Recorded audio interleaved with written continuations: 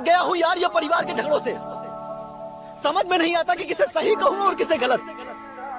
अगर बीवी का कहना मानो तो माँ बोलती है बीवी का गुलाम, और अगर माँ का कहना मानो तो बीवी बोलती है माँ का गुलाम।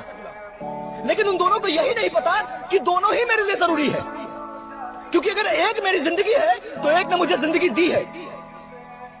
कभी कभी मैं सोचता हूं कि जब एक बेटी गलती करे तो फिर चाहे कुछ भी हो जाए माँ उसे माफ कर देती है, लेकिन जब वही एक बहू गलती करे तो फिर वही सासू माँ उसे माफ क्यों नहीं कर पाती है। और जब एक माँ गलती करे तो फिर चाहे कुछ भी हो जाए बेटी उससे रिश्ता नहीं तोड़ती है, लेकिन जब वही एक सासू माँ गलती करे तो फिर वही बहू उससे रिश्ता क्यों तोड़ने लग जाती है। जिंदगी प्यार देने और लेने का नाम है, और मेरा मानना यह है कि इस दुनिया का आने वाला कल भी झूठा है और बीता हुआ पल भी झूठा है।